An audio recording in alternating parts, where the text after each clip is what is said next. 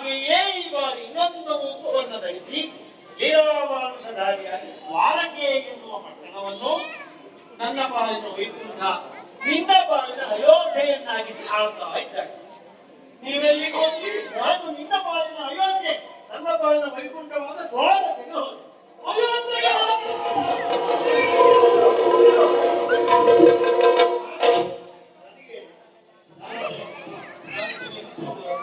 ನೀವು ಅಯೋಧ್ಯೆಗೆ ಹೋದರೆ ನನ್ನ ಪ್ರಭು ಶ್ರೀರಾಮಚಂದ್ರ ನಡೆದಾಡಿದಂತಹ ಈ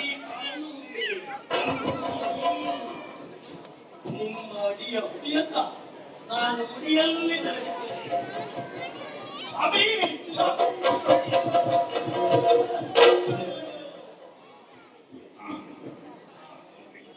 ಹೇಳಿ ಸ್ವಾಮಿ, ನೀವು ರಾಮ ಭಕ್ತರು, ನೀವು ಎಷ್ಟು ಬಾರಿ ಬಿದ್ರು ನಿಮ್ಗೆ ಏನು ಆಗುವುದಿಲ್ಲ. ಎಲ್ಲಿಯವರೆಗೆ ರಾಮನ ಧ್ಯಾನವನ್ನು ಮಾಡ್ತೀರೋ ನೀವು ಎಷ್ಟು ಬಿದ್ರೂ ತೊಂದರೆ ಆಗುವುದಿಲ್ಲ. ಅದಕ್ಕೆ ಹೇಳುವುದು, ಯಾರ ತಂಟೆಗಾದ್ರೂ ಹೋಗ್ಬೋದು, ರಾಮ ಸೇವಕರ ತಂಟೆಗೆ ಹೋಗಬಾರ್ದು. ಹಾಗೆಲ್ಲ ಸ್ವಾಮಿ, ನೀವು ಅಯೋಧ್ಯೆಗೆ ಹೋದಿರಿ ಅಂತಾದ್ರೆ ನನ್ನ ಪ್ರಭು ಶ್ರೀರಾಮಚಂದ್ರ ನಡೆದಾಡಿದ ನಾಡಿನಲ್ಲಿ ನಿಮ್ಮ ಪಾದ ಉರಿದೆ ಅಂತಾದ್ರೆ ಅದು ನನಗೆ ಪುಣ್ಯ ಅಲ್ಲದೆ ಇನ್ನೇನು ಸಹ. ಆಮೇಲೆ ಏನು ಮಾಡ್ತೀರಿ? ಹಾಗಲ್ಲ, ಭಕ್ತಿಯ ಭಾವುಕತೆ ಅಂದ್ರೆ ಹಾಗೆ. ಈಗ ರಾಮ ಕಾಡಿಗೆ ಹೊರಟ, ಜೊತೆಗೆ ಲಕ್ಷ್ಮಣನು ಹೊರಟ.